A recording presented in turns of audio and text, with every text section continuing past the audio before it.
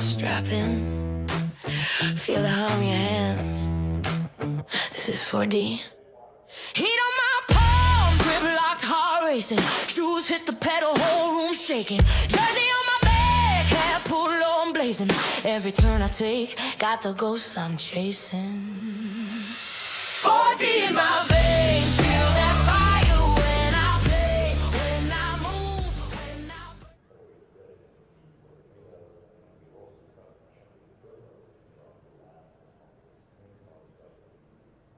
Good evening, race fans. Welcome to CRN's live coverage of the start of a new season for CSRL season number 16.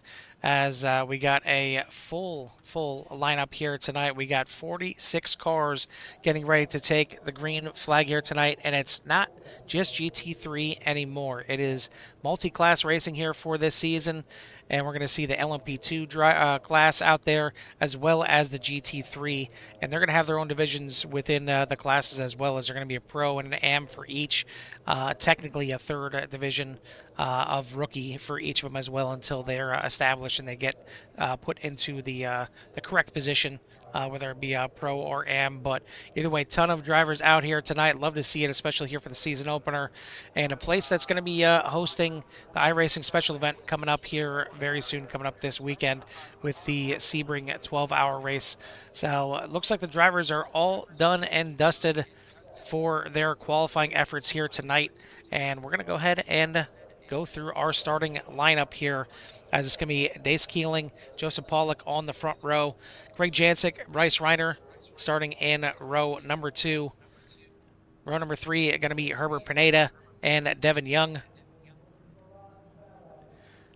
Row number 4 for the LMP2 class is going to be Glenn Lazan, Christopher Reagan, Jim Dutton, and Jack Oldenburg going to be making up row number 5. Row number 6 going to be Stephen Barassa and Michael Berlaski. Row 7 going to be Jim Herrick along with Logan R. Branson. Trent Blaylock and Brandon Powell making up row number 8.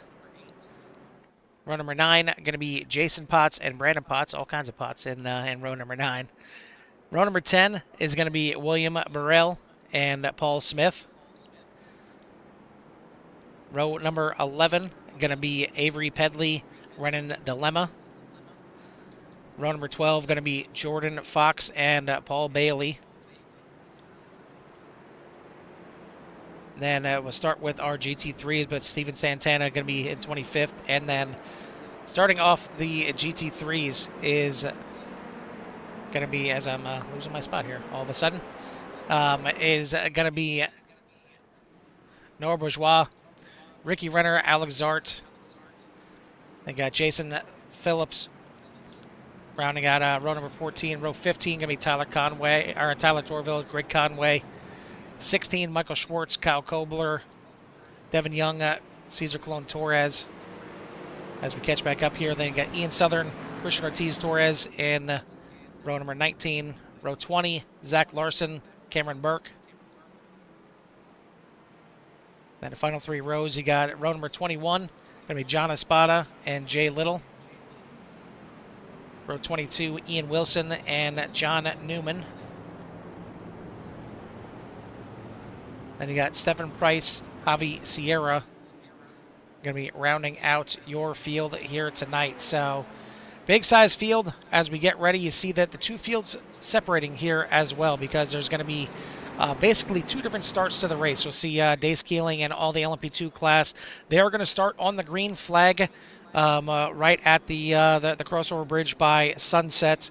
And then once the GT3 cars get there, that's when they will start as well. They're not going to start on the green flag. They're going to start basically in the same spot just a little bit later, after the race is kind of technically already gone green. So a little bit different here since it's multi-class racing. But either way, should be a good one. Carl Langmore joined in the booth by Jimmy Covert. Jimmy, do we have you back here and ready for this racing action? looks like no Jimmy just yet. He's running a little bit late here tonight, but we'll get him up here and ready for this thing for sure. And hopefully everyone out there in Sierra Nation is ready, because I'm looking forward to this for a while now. Basically since the end of last season, looking forward to this multi-class season starting off, and definitely starting off with a bang with 46 drivers out there. Heading down the backstretch here to Sunset, and we're going to get this thing underway, and we're going to have a nice clear day out here today. As you see, it is 80 degrees out there right now. Nice and toasty for the drivers, but it's only 86 degree track temperature right now. And it sounds like we do have Jimmy just in time as the pace car heading in to Sunset. We're going to get this thing underway here. Dace Keeling, Joseph Pollock, 2 rookies on the front row of this thing. We'll see who's got the hot shoe tonight for each of the divisions. As the pace car is off, it's time for Barney to give us a first green flag of the season. Yes. And we are racing here at Sebring. I can't wait to be doing this myself here in just a few short days, but these drivers get to endure a multi-class race here, first thing off in the season. What great practice for the upcoming 12-hour race as Dace Keeling takes the lead here through turns 1 and down through the S's. Let's take a look back here at the GT3 start now with Noah Bourgeois, Ricky Renner on the front row. They are going to get the start now and head off down into turn number 1. Oh! Couple LMPs off in through the corner before they head down to the front, or straight down to the hairpin.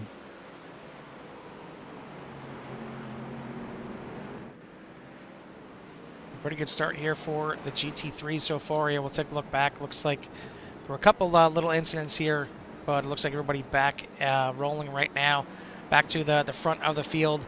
Dace Keeling is your leader, but outside front row has fallen back quite a bit. In fact, Joseph Pollock, I believe, towed back to pit lane. So not going to be the start of the season that he wanted to have, other than starting outside the front row. But now it is Dace Keeling leading the way. Craig Jancic in second. Bryce Reiner, Devin Young, Herbert Pineda for your top 5 in the LMP2 class. Still not completed with the first lap here over in the GT3s. It is Noah Bourgeois, Ricky Renner, Greg Conaway, Alex Zart, and Tyler Torville for the top 5. As Dace Keeling will head them down into Sunset for the first time here tonight. Definitely, you need to make sure the car is underneath here. A very bumpy section of the track, but it is also fast. You want to drift it all the way out there. A little brush on the wall there for Keeling, but looks like he's going to survive that one. The first lap of the season is complete. Yeah, first lap of many for the season, and it looks like Craig Jancic will have somebody to compete with here tonight. As a few drivers up there already giving him a run for his money. Newcomer Dace Keeling leading this thing over Craig Jancic, and you know, obviously being out front is always a good thing, and plenty of race remaining here, and to kind of settle down and get things rolling. But yeah, it's looking good so far. See what kind of movers we got through the field right now. It does look like Steve Santana up to date. This is up 7 spots, but there's only 24 LMP2s. So did they mix them? Was it a mixed start? It shouldn't have been. The only thing I can think of is, well, no, I think they had him rejoin. They had him join up at the front. He may not have put in a qualifying lap, but I believe they had. Gotcha. I did see somebody working their way through the GT3s to catch up to the back of the pack, so that very well could be why. As we'll take a look, you see it's kind of a mixed jumble mess here when it comes to the overall. When we can show you who's leading overall, and you get somewhat of an idea. I wish there was a better way to kind of split up these two classes right here, and maybe we'll think of some better ways to get it showing here. But that's what we have now, kind of two different ways to show. We got the overall showing where everybody is within. Actually, should be. Let's see. This should display. There we go. So that's the overall positions right there. But I think the grouped is probably where you're going to want to see it, and get an idea of where your favorite drivers are. You can see where they're at in regards to the top 5 within their class, but you can also see where they are overall as well on the left-hand side. But good start so far for majority of the field. We'll take a look back and see some of those early on incidents. And this right here was your outside pole sitter getting sent into the wall, and you see just the car just almost disintegrating for Pollock right there, and end up having to tow back to pit lane. And you see a lot of racing action, 3 wide right there, and that could have been what ultimately was the cause of it. And right there you see 43 of Logan Branson getting spun around as well. A little bit later in the lap with John Newman and Stephen Price getting involved in this one. Just a little bit late on the brakes right there. Just a little bit of a stop. Didn't look like any kind of damage or anything like that. Another incident here with William Burrell. First time going through Sunset, and be just a little bit goosey on the throttle coming through there, but keeps it off the wall. Everybody keeps it off of him. He's going to drop back to the back end of the field here in the LMP2s, but at least no damage on the 21 as I get it back turned around. Looks like another issue here for Javi Sierra, trying to figure out where exactly it happened. Because I see that he jumped to the pits, maybe having some internet issues here, because I'm not seeing exactly where he ended up crashing. But either way, we are off and running. We'll get you back to live here and show you Dave Keeling stretching out the lead here a little bit on Craig Jancic down in the GT3. The top two kind of spreading out here a little bit. Noah Bourgeois in the lead right now by about a second over Ricky Renner. And then you got another 4 seconds already back to Greg Conaway in third place. Yeah, I mean, obviously the drivers are trying to push these cars, and it's really kind of how you treat your tires here. Tires, they do warm up, they do slick up. I was out there practicing here earlier on and trying to get some laps in, as obviously the 12-hour event this weekend. But, you get out there, and if you push the car too hard too early, not that your tires are worn, they're just hot and real greasy. So, you don't want that for your car for multiple laps, and you want to get them, kind of heat them evenly, get them going, and get yourself a good pace. And it's kind of hard when you're fighting for positions, but just kind of looking throughout the field, some great battles going on, especially around Alex Zart as they're with the GT3s. Has got them 2 wide here going through some of these complicated corners before they head down to the hairpin, trying to make a move. And it's not super easy to pass here. You need to set your car up for the good exits and good runs out of the corners. And a lot of drivers tend to like a little bit less downforce for the straightaways, but the little bit higher downforce through these technical portions where you can really get your car turned and where you want it to be, can really kind of pay out through most of this track. So it just makes it hard for passing. So, what kind of race do you want? Do you want one where you can make passes a little easier on the straightaways, or one that's a little bit better through the infield so you can get some good lap times? But these drivers are only out here for 45 minutes. They're on fixed setups, so it's not like they can change anything. So they're out here tonight at Sebring. And like I said, this is great practice for what's to come here in just a few short days, as that Sebring 12-hour event on iRacing will happen. And I'm sure a majority of the drivers out here tonight will partake in that as well. It's a very popular track. You either like it or you don't like it, or somewhere in between. But it's one that we tend to do fairly well at, Carl. Well, here's the thing that I'm sitting back and kind of thinking about and wondering, if I was in these drivers' shoes. Of course, any laps is good practice, but if you're preparing, you're getting ready for the Sebring 12-hour, you're not running a fixed setup. You're running an open setup. You're testing it. You're testing several different setups. You're testing different wings. You're testing different brake bites, anything and everything that you can tweak on the car. Depending on how much you want to get involved in the setup, you're doing that, and you're feeling probably a lot better car than these drivers are feeling right now out there. But I mean, so is it almost, to a point, a detriment to maybe be out here running these fixed setups and running around all these other cars that are, essentially on the same level as you? Granted, I don't think they did anything with the BOP here for the session, but I know I did see them talking about it, so maybe there's a balance of power involved in this here as well. But I mean, ultimately, out here driving with the fixed setups here, do you think it does any kind of damage to what you've been practicing all the way leading up to the 12-hour? I want to say maybe a little bit, but not necessarily. I mean, a lot of your breaking points are going to be pretty much the same. How the track feels, how the bumps feel, like, the car kind of transitions over those, finding your, kind of limitations of the car. A lot of these standard setups that iRacing has, they're actually pretty good.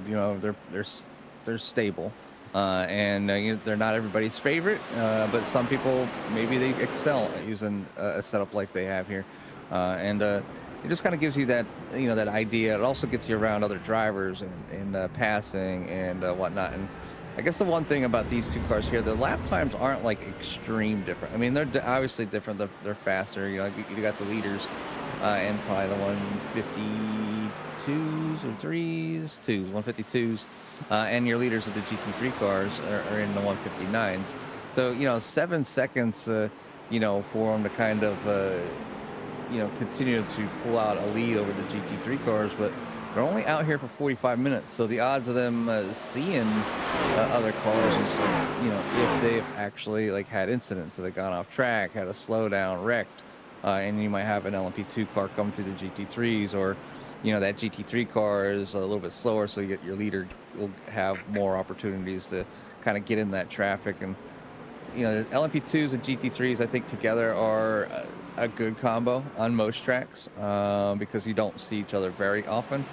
Now if you added the GTPs, that's another 10 seconds faster for the most part, and it's a whole nother can of worms when it comes to especially the slower cars. Obviously the closing distance is faster, and a lot of drivers kind of tend, the ones that I've bumped into, not in the league, they tend to overdrive the cars just a little bit, so they'll send it on you. And a lot of times GTPs, their braking points are actually farther away than the GT3s or LMP2s, because they're got more speed, and they got to get that car slowed down without sliding and being able to hit their apex. You just got to trust the car when it comes to those GTPs, and sometimes it's hard, especially when you're here with the GT3. You could feel, I know I could feel the car, we get on the brakes and it's not turning. Obviously, I've missed my braking point. I'm not slowed down enough. I'm going too fast, and I'm going to end up pushing wide through the corner, and hopefully I got enough room where I can slow down. But just right on board, Trent Blaylock getting on the throttle pretty hard there, coming out of the S-turns, heading down to the hairpin, and the rear end kind of squiggling around. But these cars, the LMP2s, and I think some of the early incidents, and that's what I've troubled with the LMP2 cars a lot, would be the earlier laps with the colder tires, because of the model change that they've done. It does make it a little bit more difficult to kind of send it in there. You're either dropping one extra gear, you're braking a little bit earlier, and then it changes. And then you're trying to trust the car, to stick to the road, because they do have a higher downforce. So, but they don't have an extreme speed difference over the GT3s until their top end. So when they get out at the top of fifth and into sixth gear, that's usually when you get your maximum closing distance on a GT3. But through the corners, there's no problem at all. Following a GT3 car through some of these corners, as they're just as fast. When it's multi-class, some of the GT3 drivers might not be used to it, and they might, try to be too careful and end up, causing an incident. But so far, so good right now here at Sebring for the first race of the season here with CSRL. I want to welcome all the drivers and maybe all the new fans out there. If you haven't already, please like and subscribe here at CRN. We've got plenty of racing throughout the week, not only here for CSRL.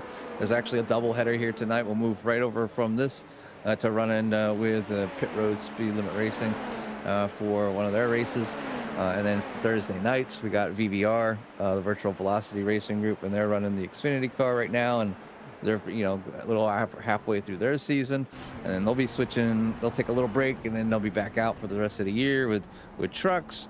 And then obviously Sunday nights we have 191 Motorsports, and then Monday Hold Your Brakes Academy, and then soon to be starting up here very shortly another series here with the Core with the Xfinity O'Reilly series, as Carl calls it, and then Still we'll gross. have the and then the GT3s will be back on Thursday nights as well. So hoping to kind of even get that one broadcasted as well. Hopefully things will turn out well with one of our veterans that have been here with CRN, John Nobinger, and along with some of the newcomers that will want some experience up in the booth. We've got plenty of time of talking to some of them up here.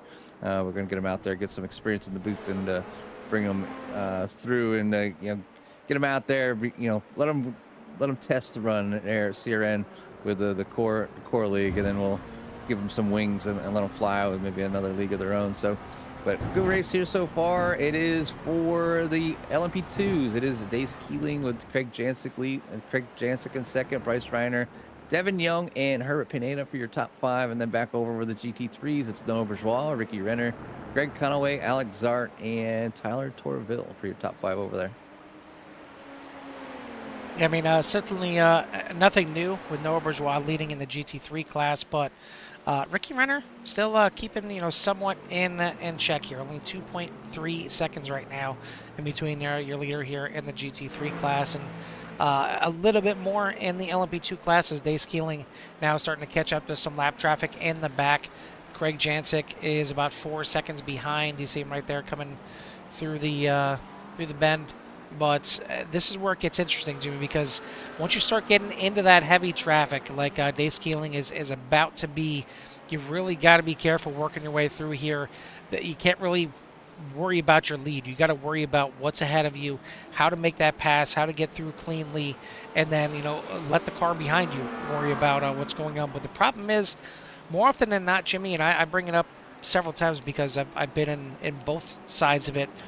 The leader has the toughest job getting through the pack. Second place usually is a lot easier, and that's because sometimes the leader catches up to these cars and they don't realize that the leader is there. They're maybe not paying attention to their overlays, their relatives, and they don't see that the faster car is coming, or they don't notice the blue flag. But once they see one car coming, they know that there's probably going to be more.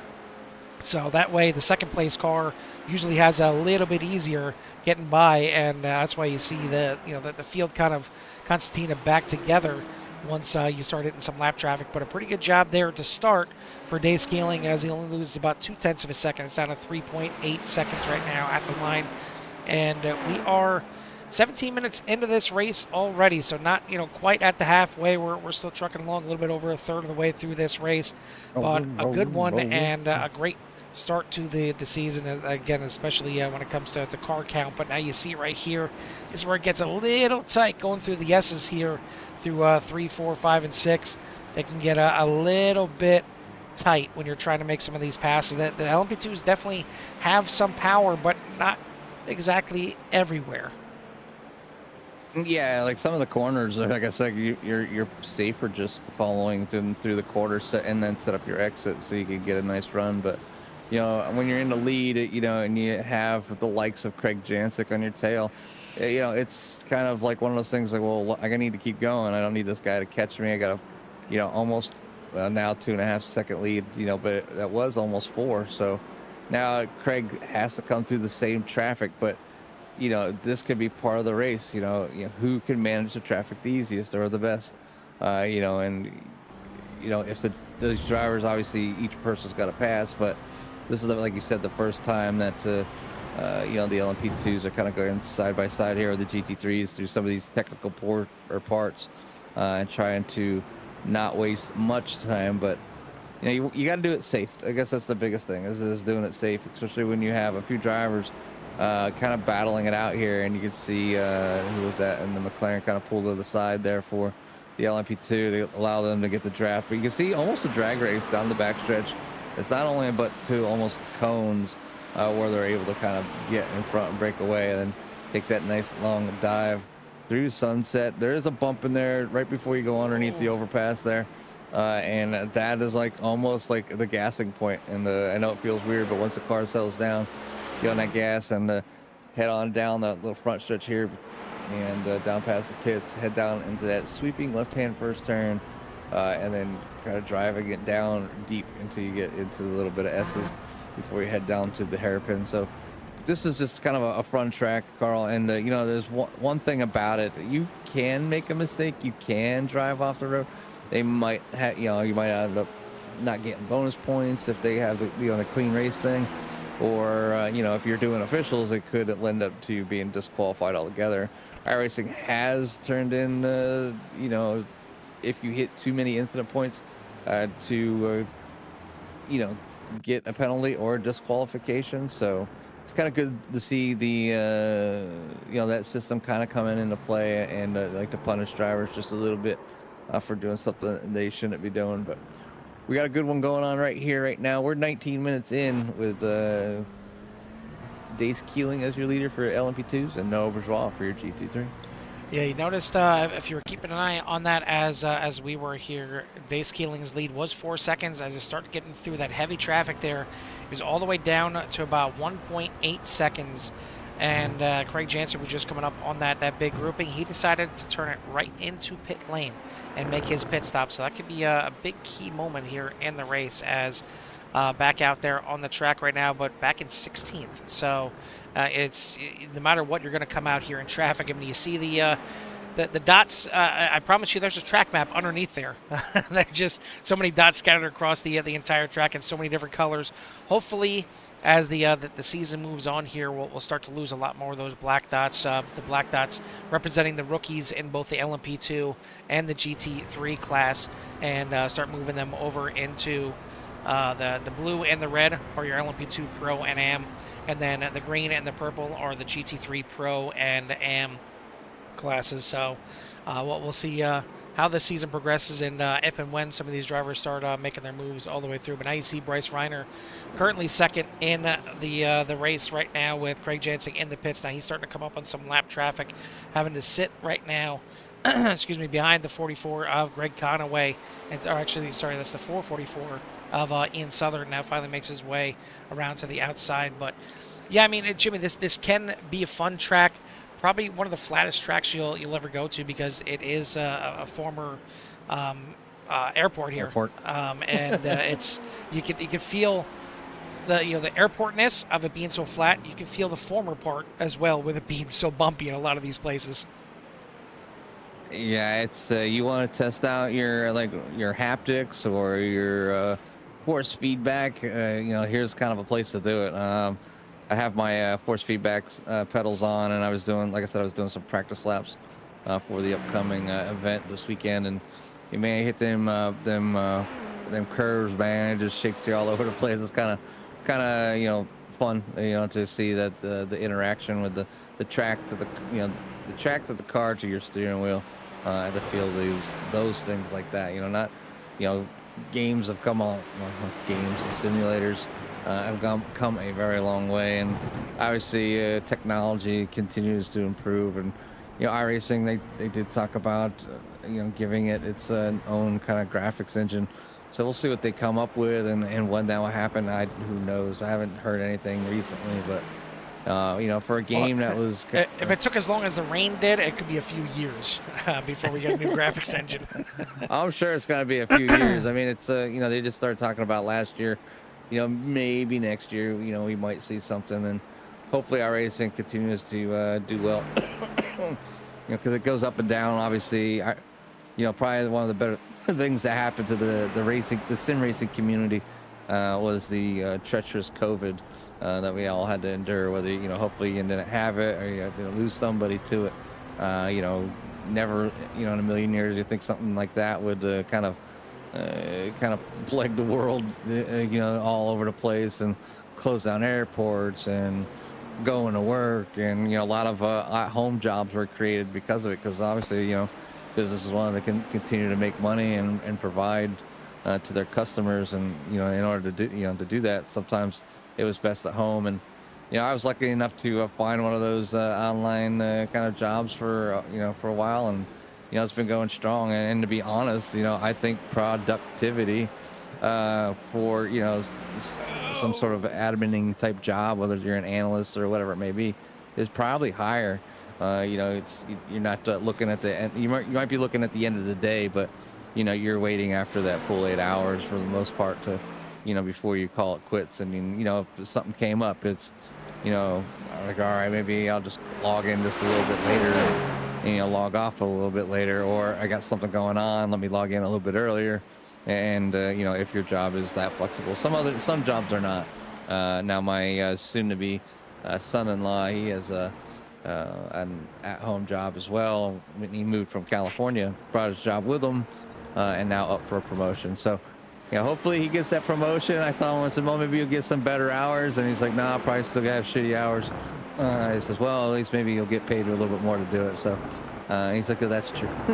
So it's always good to kind of move up when you get that opportunity in any company or any job that you're in, especially if you're just you're a hard worker and you're kind of going above and beyond to prove you're the one to be it. You're the one to be, the next in line, the guy that everybody counts on. And hopefully, your workplace takes care of you. Some places do, some don't, but hopefully, you're a person out there that do that. So, but right now, great race so far, as the league owner here is taking care of all his racers out here, putting on a fantastic field. Pit stops are kind of in the works here. Got a few more cars coming in the pits. Got Jack Oldenburg, Steve Barissa, Michael Berlasky, and Paul Smith, Zach Larson, John Espada, Christian Ortiz-Torres. A lot of drivers kind of coming in the pits. So, it's going to be an interesting one here, for sure. But Greg Jancic working it as he working the heck out of it. Yeah, keeping an eye on it right now, because the top 10 right now in the LMP2 and overall have yet to come into the pits. So you're looking right here at first and second, as Dace Keeling just in front of Jancic. It was only 0.3 seconds, and I think that's why you're seeing Jancic pushing as hard as he is.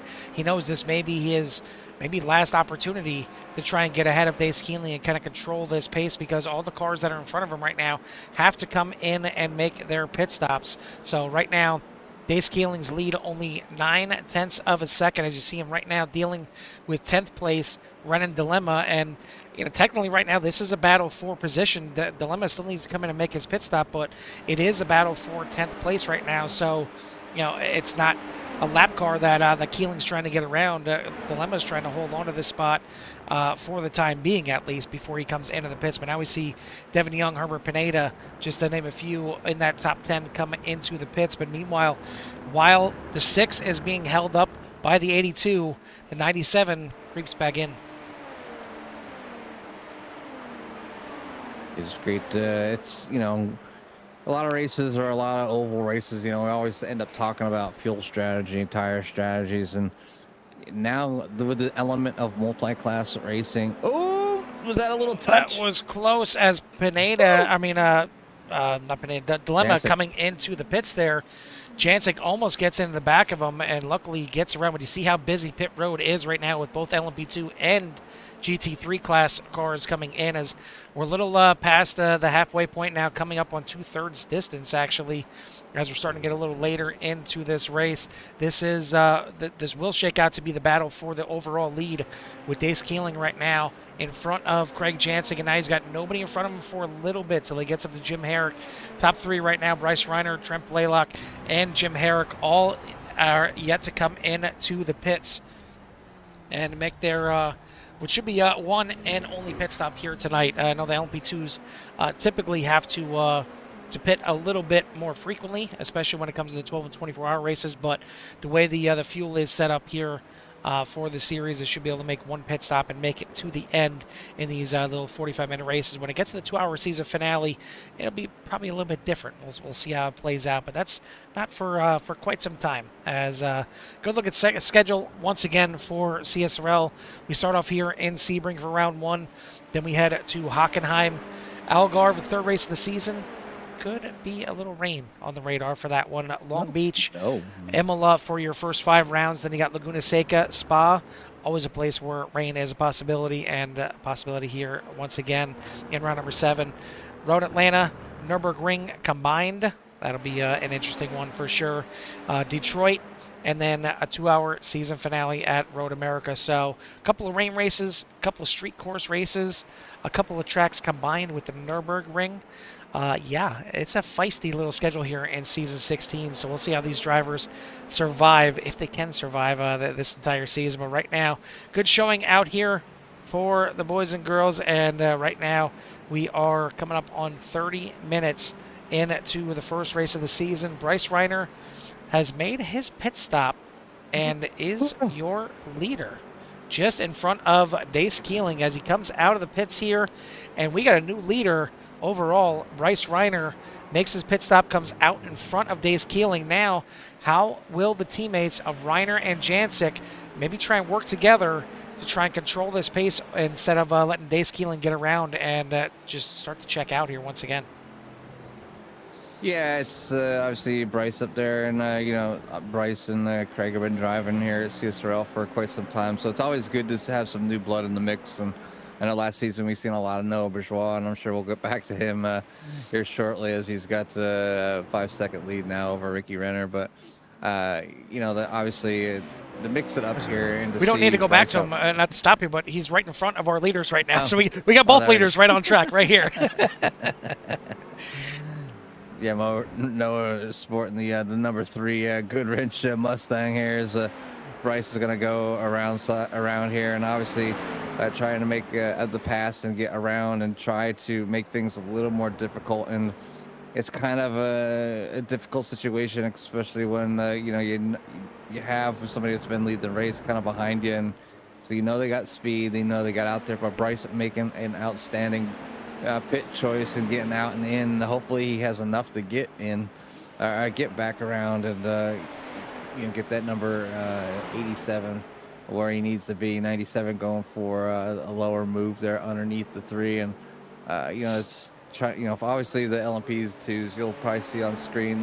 The lights are flashing a few times, or maybe the lights flashing as they go by the GT3. Sometimes it's like, it's all you, man, good luck, or the flash means a lot more. And probably good thing that a lot of us don't know Morse code. Yeah, the flash sometimes is to let you know, like, hey, I'm faster, I want to get by. And then sometimes when you get by a little bit too aggressively, you get a flash back that kind of represents a certain finger on the hand. That we'll let you use your imagination on that one. But either way, we see right here some of the drivers catching up to the back, and some lap cars here in the LMP2 class. Now it is, see who the car is in front. I thought I'd seen the 82, but it's definitely not the 82. It's the 62. There it is. So there's the back of the LMP2 classes. Jordan Fox just had a little bit of a moment, and has a little bit of a moment again, and that is going to involve 2 of our leaders here, first and second, getting some damage there. Back-to-back laps. Jordan Fox has some issues at the same corner. Jordan Fox going to walk away with a meatball on this one. No meatballs for our leaders, and not sure if there's any kind of damage. We'll try and take a look here real quick and use some of our different cameras here if I can find. There we go, the rear chase. Doesn't look like anything that I can see on the 87. Dace Keeling looks like he's got a little bit of damage on the front end of that number 6. Craig Jancic already able to get on by for second place. So your leader early on, your pole sitter, the 6 of Dace Keeling, maybe dealing with some handling issues right now. We'll see if he can work through it for the rest of this race, but that's how quick it can change with this many cars out there on the track. And you're passing a car that's in the same class as you, but he has one little mistake. There's really nowhere to go. I mean, at that spot in the track, and it looks like Brandon Powell now also going to pick up a black flag as well. Maybe too many incidents, but Jimmy, you hate to see it, but in the same case, it looks like the 6 maybe still up the speed. He's still sticking with these drivers, and now maybe a little taste of what I like, and that's a little frustration behind the wheel. Sometimes gets you up to pace a little bit more. Yeah, sometimes it does. I know there's a few times Carl will get a little upset and get a little And frisky I in the go car, silent. and he goes silent. He starts driving like a madman. The X's start building up, and you got to reel him back in. You're like, all right, we got plenty of race. But I got some damn good laps. But he definitely does get some good laps. So as long as he's being living on the edge, but still taking a little bit easier, just got to make sure he's calm when he comes up on newer traffic. But yeah, I mean, obviously that damage is going to be a little bit of a hindrance here for the 6, and it's not an easy, an easy thing to overcome sometimes. Like you might be good in the draft, but he might not have the power to kind of keep the nose out front. So right now, what he needs to do, obviously, with some time still in the car, only 10 minutes. It's only about five laps, 5.5 laps here or so. So it's maybe 6. And these drivers will be calling it the evening already. 34 minutes have flown by here tonight with CSRL. The racing's been great, fantastic. It's great to see the large fields, track map cover, but he's going for a move right now on Craig Jansick. So damage not hurting too bad there for the 6, but now we'll see a little drag race down the front stretch here. Jansick trying to lean on the side a little bit, get a little side draft, and hold that inside line. End of turn number 1, he's going to have it. We'll see if Keeling tries to go for the switchback. Not going to happen just yet. Already Jansick blocking the way, and now maybe playing a little teammate action here to try and get Reiner out and away as much as possible. So far, so good. Reiner 1.7 seconds in front of this battle, and you see Keeling maybe dealing with a little arrow wash there, going through the final corners here, trying to get around the 97 of Jansick.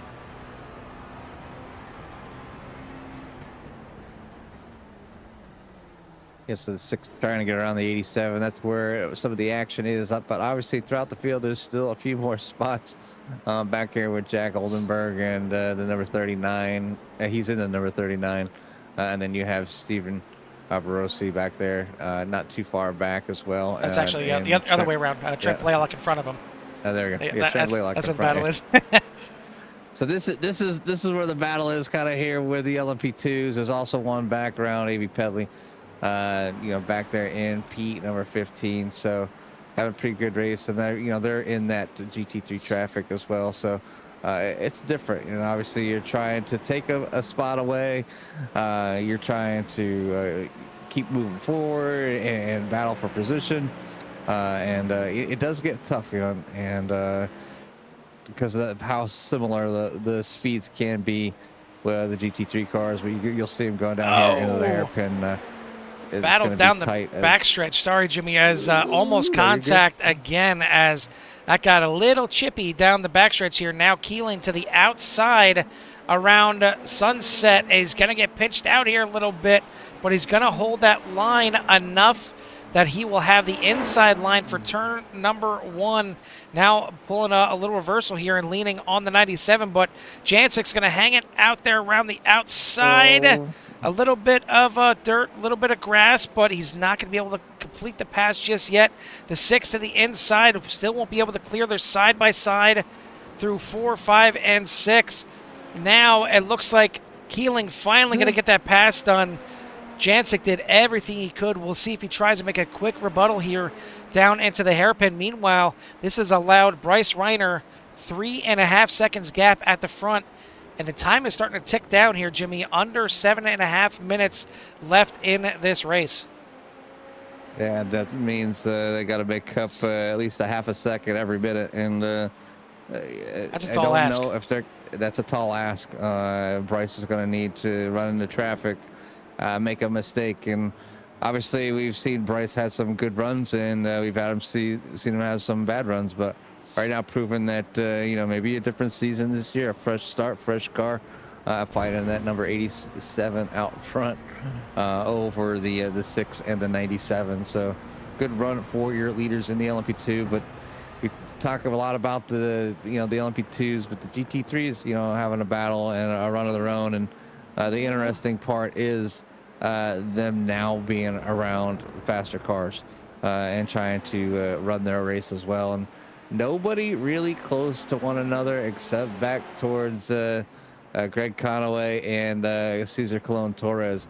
That's pretty much where your battle is at for your GT3s right now. And this is for the likes of 5th and 6th for the GT3s. We've got Greg Conaway right now in the 44, holding off Cesar Colon Torres. Kyle Kohler right behind them as well. So 4, 5, 6, and 7 right now, all close together here in the mix of it. And we'll get you back to the overall here, if my mouse wants to work. There we go. And show you where exactly we're looking at here. So we're looking at Conaway, currently 25th overall, but it's really just the those other green cars in that line right there is your GT3 class, still being led by Noah Bourgeois, 5.9 seconds now ahead of Ricky Renner at the front. But looks like another battle back here, heading into one, maybe a little brush between Barossa and Jack Oldenburg. Oldenburg makes the pass there in the 39, and you see Trent Blaylock just kind of keeping an eye on them, waiting for something to happen, maybe that he can jump up there, maybe steal a position or two if they get together here. It looks like Dace Keeling went off track here a little bit. We'll take a look and see if there was any kind of major incident here. Nope, just luckily a GT3 car in between him and Craig Jancic, or that could have been a lot worse and could have potentially given Jancic a chance to get back in there. But we get you back live here at the front. You see this is a battle between 2nd and 3rd. But 3.5 seconds ahead is Bryce Reiner, and we're under 5 minutes left in this thing. They've only cut in about a quarter second. It's not enough. They're going to need some lap traffic. They're going to need a lot of it. They're going to need it fast to have any kind of chance of catching up to Reiner. And again, this may be some great teamwork here from Jancic, playing the team card here in race number 1. Certainly didn't help getting together with the lap car early on, or I should say about midway through this race, with Jordan Fox having the issue right in front of the leaders and causing some damage to the front of that 6. But he's driven through it very well and looking very good here as a rookie. And I believe he's one of the simraces.com drivers out here. So certainly a good showing right now with Dace Keeling in 2nd in the LMP2s, Ricky Renner in 2nd in the GT3s, if I could think about it for a second. But should be coming up. Won't see the white flag this time by, but probably 2 laps to go, Jimmy. We're getting close, that's for sure. It's like I said, about 1 minute and 52 seconds a lap for the drivers in the LMP2s, and hopefully they've got the fuel strategy correct. If they decided to just fill it up to the end or just take another half.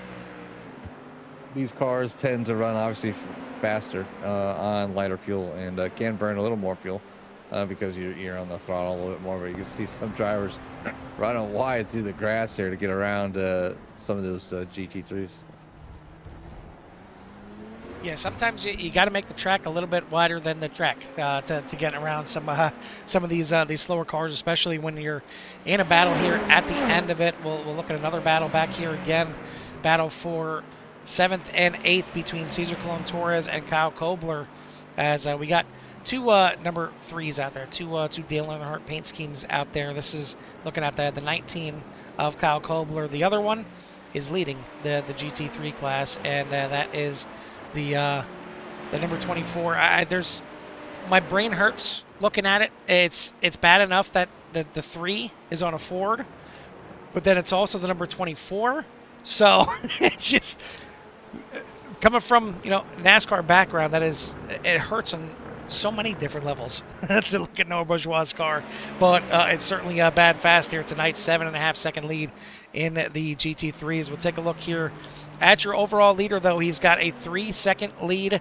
Really just got to avoid the mistakes, got to avoid any kind of slow ups from this lap traffic on the last couple laps. Should be seeing the white flag this next time by. But you see that Dace Keeling, number 6, getting a little bit bigger in the mirrors. Not big enough to cause any kind of concerns just yet. But he's certainly got to work around these lap cars as quick as possible. And actually right there, just in the hairpin, Keeling was able to pull 0.4 of a second. So Reiner can't mess around here. And you see him already flashing the lap car in front of him.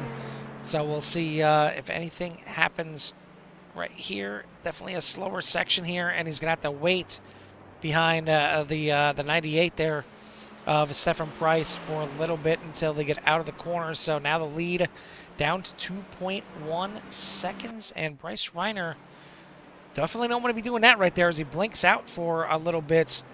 Yeah, back in right now, but that is certainly not something you want to do. Dace Keeling able to get to the inside, but the lead back out to 2.6 seconds. Craig Jancic still right there in third, looking for a podium here on the start. Looks like Noah Bourgeois. That is a very, very damaged GT3 leader, and he is not going to be your GT3 winner here tonight. Got to take a look and see what happened here. A lot of LMP2s fighting and battling in front of him, and another LMP2 losing it in front of the leader here in the GT3s, and heavy, heavy damage for Bourgeois, and that lead is gone. Ricky Renner now your leader in the GT3 class, and Tyler Torville is in second, 16.5 seconds behind. But we get you back live here to your leader by 2.2 seconds, heading down into the hairpin one last time because the white flag, I believe, is out. We'll try and take a look at Ricky Renner as he comes through here and hop on board and look for Barney on the left-hand side. After they go underneath the overpass, you see that flag waving. That is your white flag here tonight. So one more lap to go here, and looking pretty good here for Bryce Reiner. Just about half a track to negotiate here before he can claim the opening win of the season. Some more battles back here going through Sunset here, and GT3 spinning off there in the background. That's Greg Conaway. Looks like Jordan Fox involved in that one as well. Heavy damage going through Sunset, so hopefully that gets cleared up before our leaders get there because they're only about a straightaway away right now. It's down to 2.1 seconds, so just got to keep this thing clean, and you see right there Reiner flashing his way down the backstretch. He knows he's just about got this thing in the bag. Hopefully he's weaving because he's excited, not that he's got to try and get some fuel in that pickup as he comes through Sunset. The track is clear, and it's clear sailing for the 87 here, as he is your winner here in the opening round of Season 16. Bryce Reiner, your winner here at Sebring. Dace Keeling going to have to settle for a second place. Craig Jancic in third. Devin Young comes across in fourth. Herbert Pineda, a good top five for him to start off, but certainly a nice little gift for this man as long as he can finish out the lap. Ricky Renner looking to finish the GT3 class on top after he was about 8 seconds behind your leader, who is now out of the race. Noah Bourgeois going to finish pretty far back in the pack, and your early race favorite, your early season favorite, already has an issue on race number one, already has a throwaway. And this time, Jimmy, he made it through lap one, so I guess we can't really blame Noah for this one. Happened damn near on the last lap for him this time, unfortunately. And now we need to flip the story, and if Noah can finish the race, he'll win. I mean, Noah's always been a great competitor, and he knows that there's good drivers that are still chasing him down, and maybe the driver that might have a small bounty on him week in and week out, but not maybe lowering the amount this time by is not being able to finish here. And that's kind of the product of Sebring. It's bumpy and anything can happen, and multi-class racing, as clean of a race as you can have, as soon as you start adding traffic and all the other things that can happen out there, your lead can disappear. We've even when we've done endurance races, we could be out front by a lap or two, and one wrong turn, and next thing you know, your car's going for a ride. And if you would have just slowed it down a little bit, maybe turn the right way, you won't find yourself in a wall, or you got somebody else diving in on you and takes you right out. And that's where a lot of frustration happens, and where a lot of drivers and the officials won't own up to that stuff. But either way, great race here tonight. I guess we should try to run down the race order. Still got a few finishing up out on the track at the moment. as Bryce Reiner, Dace Keeling, and Craig Jancic will be your podium finishes for the LMP2s, and then for the GT3s, Ricky Renner, Tyler Torville, and Alex Zart. So great, congratulations to those three. I do have the race results up here. Let's see if I can do this here. I'm just trying to see if I can I get my system to split it up, and it does look like most of the GTPs here are for your top. GTPs. LMP2s are up here for your top 19. So Bryce Reiner, Dace Keeling, Craig Jancic, Devin Young, Herb Pineda, Christopher Reagan, Glenn Lazon, Jack Oldenburg, Steven Barusa, Trent Blaylock, Jim Dutton, Jim Herrick, Avery Pedley, Logan Branson, Reina Dilemma, Brandon Potts, Steve Santana, and Brandon Powell for your top 18. Back in 19th, another LMP2, Bill Burrell. And then you'll find your GT3 runners. Your top runners are going to be Ricky Renner, Tyler Taville, and Alex Zart for your top three. Then it's Cesar Colon Torres, Kyle Kobler, Jason Phillips, Jason Potts, Michael Schwartz, Ian Southern, Greg Conway, Frank Pisano, but Jason Potts is not part of that. He's an LMP2 driver finishing back with the GT3s. That's when you know you have a bad race at an LMP2 race, when you're not past the leaders in the GT3s. Back there 30th overall is Frank Pisano. Plenty of drivers here tonight, obviously. Back in 31st overall, Michael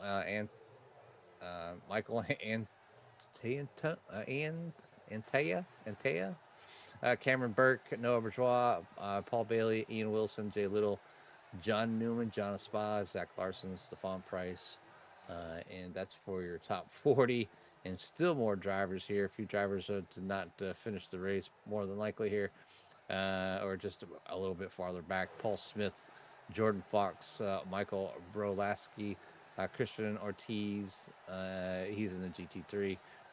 Joseph Pollock back there in an LMP in 45th, and Javier Sierra having not the beginning race that he would like to. But 46 drivers here tonight, Carl. I think, is this an all-time high for CSRL for the amount of drivers on track at once? Yeah, I would think so. I think there's a pretty good size number out here for sure. And I want to thank all the drivers for coming out here tonight. It was definitely a fantastic showing here, and we're gonna get our top drivers here into the waiting room here in a second. But want to thank everyone out there in Sierra Nation for tuning in. If you haven't done so yet, hit that like and subscribe, get you in touch with everything that Sierra has to offer. And want to thank our sponsors here for the series as well, being Martin PC, Ace Motorsports sponsoring the pole sitters here for tonight, 40 Racewear, Digital Sim Sports sponsoring the I believe they're still sponsoring the Clean Driver Award for the season. I have to double check on that one. I want to thank Chris Burrell as well, sponsoring the hard charger here for tonight, which may be a little bit tougher to delineate with everything that's going on here. But from what I'm seeing, excuse me, on my screen, is that your hard charger here of the race is going to go to Cesar Colon Torres, up 11 spots, up to 23rd after starting back there in 34th. So we'll get a chance to talk to him because he is also your GT3 AM class winner as well. But it's time to switch it over and do some interviews. And it looks like we got a request to have Jim Herrick go first. So your winner in the LMP2 AM division, Jimmy, is going to be Jim Herrick. Hey, Jim, it's Jimmy and Carl up in the booth. You copy? Yeah, I got you. How you guys doing? Pretty good. First race of the season, you guys go out and tackle the ultimate Sebring race, and me and Carl talked a little bit about it. Obviously, maybe some people using this as a stepping stone for this upcoming weekend, but great job out there and great first race of the season. Get the win in your class in LMP2. So give us a little rundown on how it was for the first time here at CSRL running in the multi-class, I guess, type of races here. Yeah, well, tonight I was came out in survival mode, just not really sure what to expect and wanted to be consistent, stay out of everybody's way. We had a big question about whether or not taking tires would be the right thing to do. And at the pit stop, I did take tires, and I lost a couple positions, but I'm not really sure if Brandon and Jim took tires or not. I know Brandon spun, and that was my worry with not taking tires, was how they would be at the end. So maybe it was a good choice. Came out first in class, so I can't complain about that at all. No, I mean, you can't complain. A lot of fast drivers there up there with the LMP2s.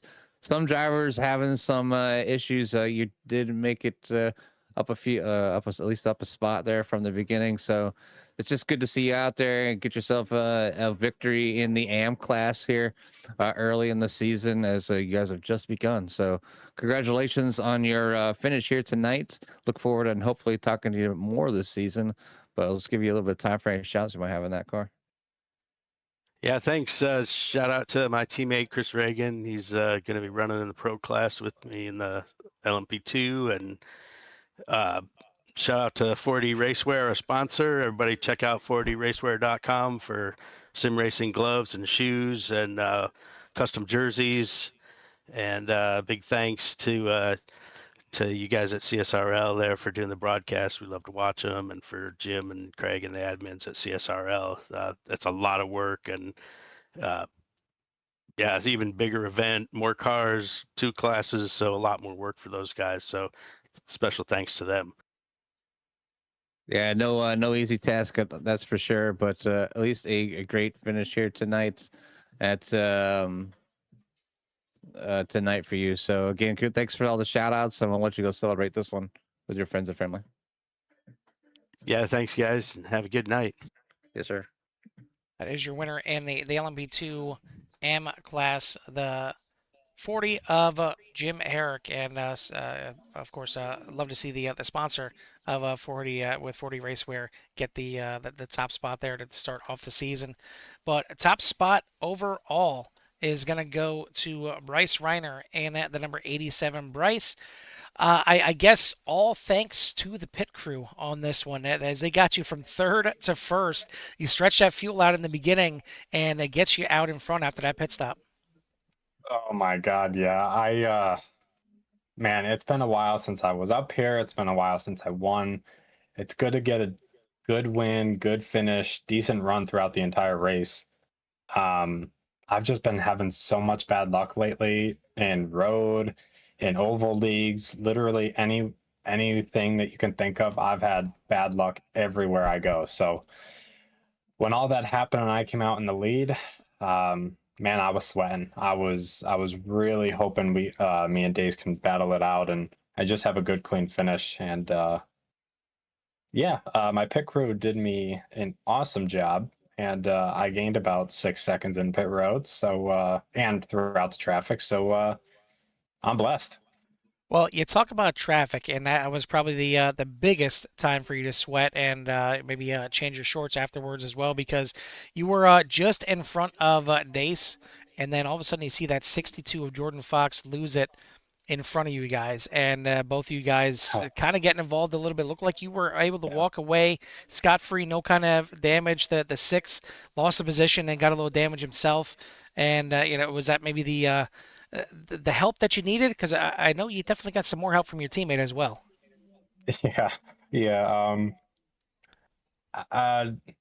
With me and Dace there with the lapper, I never want to be aggressive with the dive bombs and all that stuff, especially if I'm that far back. So with me trying to pass the lap car, he had a pretty decent last couple corners there before he spun. And, I thought, hey, when I get to him, on the backstretch before sunset or just before that, I could probably make a clean pass. And when we were going into the tower corner, I believe that's what it's called, he just kind of missed the apex and then started coming around the track. Thought he was going to completely go to the right-hand side, but it looked like he locked up and kind of stopped right there. And I had nowhere to go. Had to take a hard left. Hopefully Dace wasn't going to hit me. I don't think he hit me, but I think he might have hit the lapper. But I think net coated the lapper, so I had right front damage throughout the last end of the race there. But I think that gave me a huge buffer to be able to drive away and just hit clean laps, really. I mean, towards the end, there wasn't really any GT3s in front of me besides a couple here and there. But they were pretty simple passes, and some of them let me go. So all thanks to those guys. But yeah, it was a hard fought battle tonight.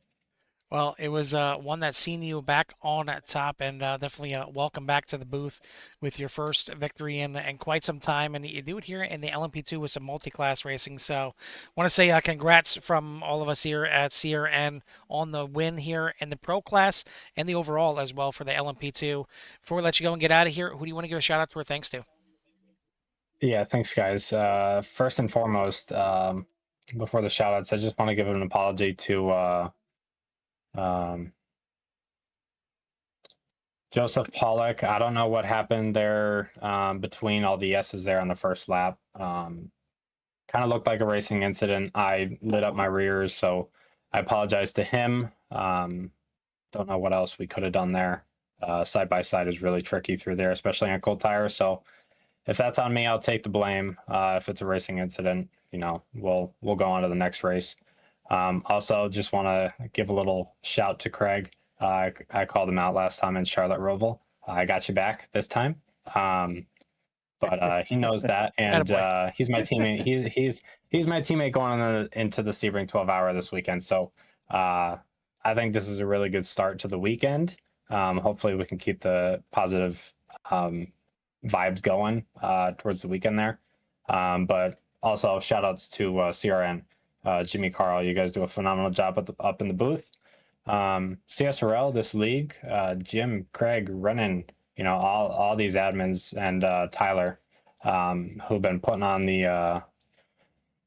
the shows here on Wednesday nights to bring in multi-class racing this season.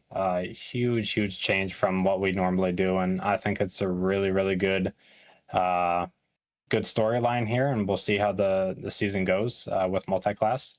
Should be fun. Should be a lot of fun to watch. Secondly, I just want to give a shout out to Digital Sim Sports, Martin PC, all my teammates over there, and we'll go kick rocks to wherever we go next. Well, definitely. When you watch this one back, make sure you watch the end of the interview here. I made sure to change the title, the title here for you, to kind of rub it in there a little bit. But either way, congrats on the win here to start off the season. We'll see what you got here for the rest of the season, and we'll see what you got for round 2 at Hockenheim. But take some time to celebrate this one, and we'll let you go and celebrate. Yeah, for sure, guys. Thanks very much.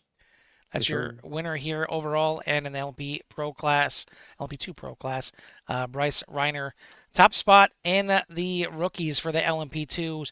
Coming up just one spot short is going to be Dace Keeling. Hey, Dace, it's Jimmy and Carl up in the booth. You copy? Yep. What's up, guys? Well, not much. Good to hear your voice up here, and welcome to the league, and out there putting down some great laps, and led a bunch here tonight. Able to, you got kind of out pit stopped, I guess, by Bryce Reiner. Was able to kind of get out there out front, and then you had the battle there with Craig Jancic, and I'm sure you'll have your hands full throughout most of the season if you continue to drive the way you did here tonight. But fantastic run out there from up here in the booth. Just kind of wanted to get your side of the story and how it was out there. Yeah, I felt really good. When I went into the pits, I thought the win was kind of locked up, to be honest with you. But yeah, I put way too much fuel in, so I messed up there. When I saw Bryce come out ahead of me, I knew it was going to be a battle, so I was trying to get up to him. I don't know if the broadcast caught the lap car incident. Oh, we did. We did. That happened to us. Yeah. We catch everything. We see all. Yeah. I had a few curse words for that. But I'm sure you did. I was hoping to make a move, or at least make it a good battle up until then, and then that allowed Craig to jump me, and then that was a really fun battle. I had a whole lot of fun doing that. Yeah, I mean, Craig's obviously been here for a little while, so it's always good to see fresh blood come in and give Craig a challenge or a run for his money. And the way it looks like you got some speed underneath them tires here with the LMP2. So definitely looking forward to seeing the races throughout the season and how everything plays out for that championship run. Now with a few new guys up there. So thanks for joining. Thanks for being here tonight. and you put on a great show here tonight. We want to say congratulations, but we also, for most of all, want to give you a little bit of time for any shouts you might have in that car. Yeah, I appreciate it. I've had a lot of time in the car. That's really my go-to car.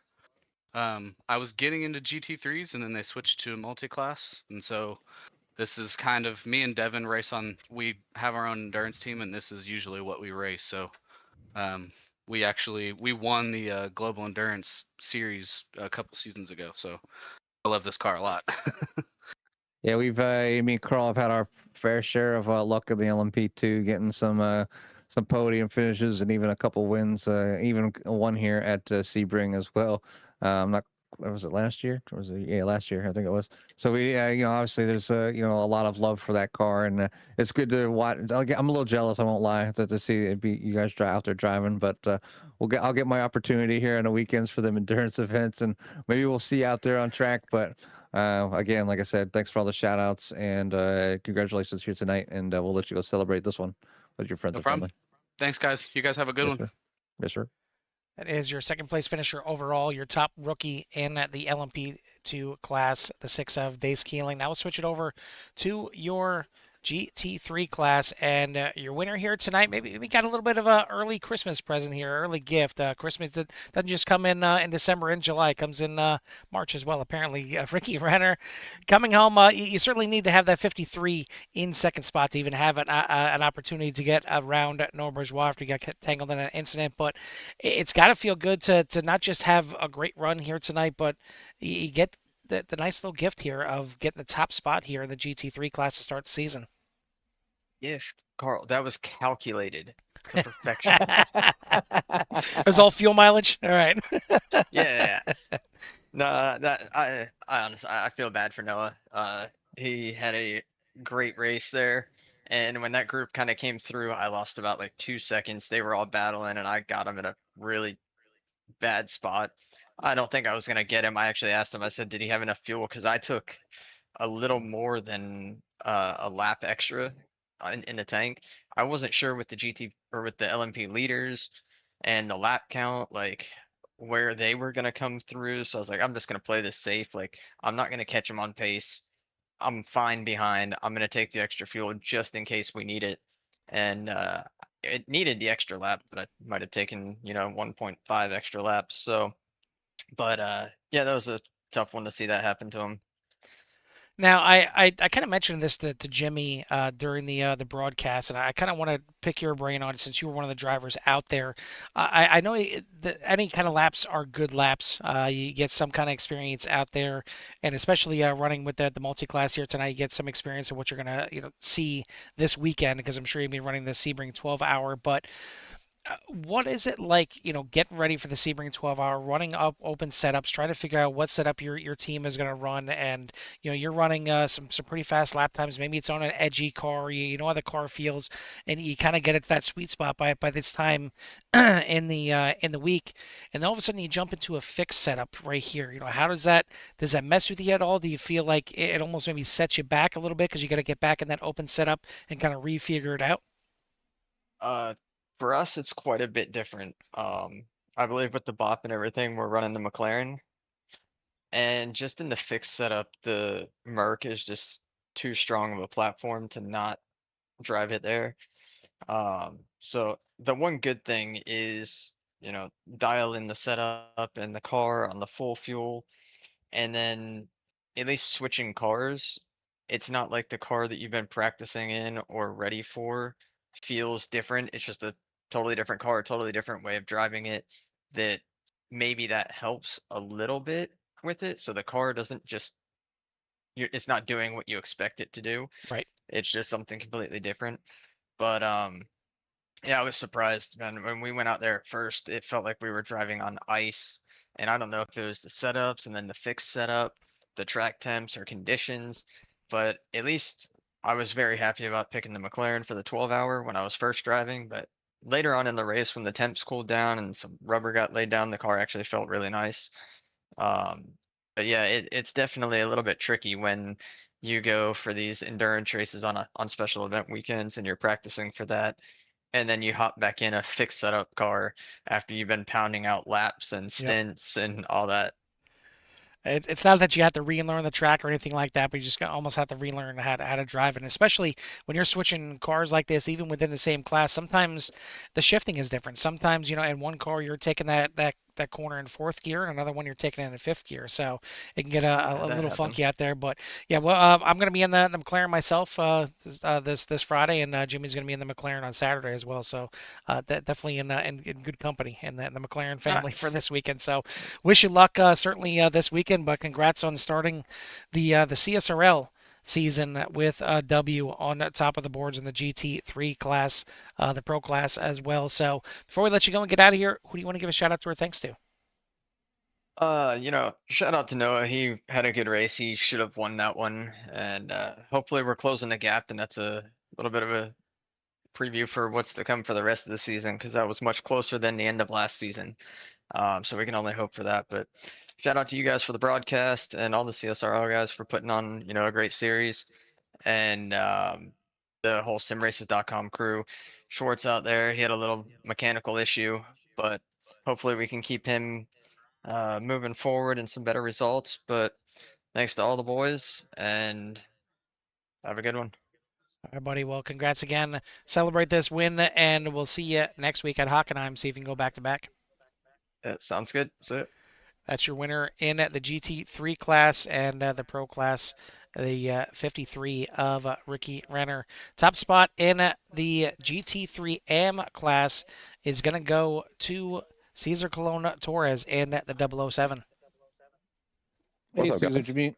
Hey, how's it going, Caesar? It's good to obviously get you back up here and get a chance to talk to you. I know it takes a little bit longer now with so many different people up here getting a chance to grab a podium here. You now have split the league up into a few more cars and a few more divisions, and it gives the people the opportunity to run what they like and get some good runs. And you did that here tonight. So give us a rundown how it was for the first race of the season, being out there in that multi-class environment. It was very, very fun.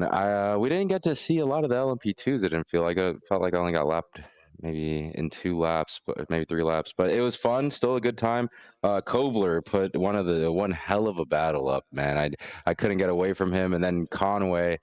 We were just talking about the only sections that I could catch up to him were like sunset and through another turn, but super duper fun time. Track was super hot, a lot of adjustments to be made, but the learning over the off season has come to fruition. I've actually learned some stuff, so we'll keep putting it into effect. Hopefully we continue to see you up towards the front here and keep coming up and visiting us up here in the booth. But we wanted to recognize you as we do every driver that has a great performance for the week and give you some time for any shouts you might have in that car. Yeah, and I appreciate you guys. It's been a very long time since I've talked to you guys. I was thinking about that. But shout out to my girlfriend. Shout out to everyone that's told me that I've gotten a lot better and have been checking in on me and saying what's up. And my Black Saturn boys, thank you all for that. Discord was deep tonight. Thank you all for being there. And you guys in the broadcast booth, appreciate you guys every week. And CSRL, always. You guys put on some great races. Thank you all. Yeah, we really appreciate the shouts. And again, congratulations on your great finish here tonight. But we'll let you go celebrate this one with your friends and family. Appreciate it, man. You guys have a good one. You too. That is your top finisher in the GT3 AM class, the 007 of Cesar Colon Torres.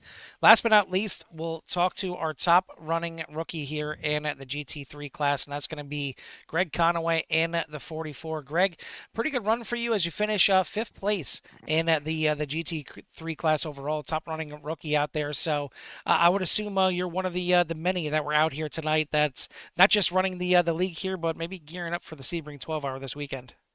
Yes, sir. That's correct. Yeah. Yep. So, talk to me about the race here tonight. I mean, a little preview certainly of what you're going to see this weekend with the multi-class racing, but you don't get to see it too often in league racing. Yeah. The race started great. I think I started 6th, got up to 3rd overall, and was running real smooth, real fast. Had a little bump out of the pit, which dropped me back, and got back chasing people down, but that last lap got pushed out a little wide and just lost it and had to limp it back the last lap. Yeah, we did see that. Salvage what I could. Yeah, coming through Sunset there. I thought I seen Yes. you spin sideways and a little bit of damage, but yeah, at least you were able to limp it home and didn't have to tow back to pit lane. Even though maybe towing from that distance, maybe it would have crossed you over the line and still giving you that position. But either way, I mean, a heck of a battle for majority of the race with Cesar Colon Torres, Kyle Yeah. Kobler. I mean, you guys just nose to tail the entire time the way it seemed. Yeah, I think outside of the top two, Ricky and Noah, the P3 through P8 was, you always had to look in your mirrors. You never knew who was, a lot of swapping places. It was a good battle. Well, we want to say congratulations here for being the top rookie in the GT3 class for the season opener, and certainly wish you luck this weekend and the rest of the season. But before we let you go here tonight, who do you want to give a shout out to or thanks to? Big thanks to Hyperion Racing always. We've been together for a while and all over the competitive scene. Currently have a car, and if you guys want to broadcast over to the Porsche E-Cup, Carrera Cup, North America, we have a car in there right now competing that they had to qualify for. So give your support to them. All right, buddy. Well, congrats again on the race here tonight. We'll see what you can do at Hockenheim coming next week. All right, thank you. That is your top rookie here tonight in the GT3 class, 44 of Greg Conaway. It's done and dusted for round number 1 here for the CSRL season 16 with a little multi-class action here this season. But we're not done with the racing action here tonight on CRN because we got the second half of our doubleheader that is about ready to fire off, and that's going to be the Pit Road Speed Limit Racing Series as they are, Jimmy, where are they at here tonight? Kentucky. There we go, Kentucky. So if you're not done with the racing action, I know we're not. Certainly switch over and get in touch with some oval action here tonight. But for myself and Jimmy from the Sebring International Raceway, we'll see you at the track. Whoosh.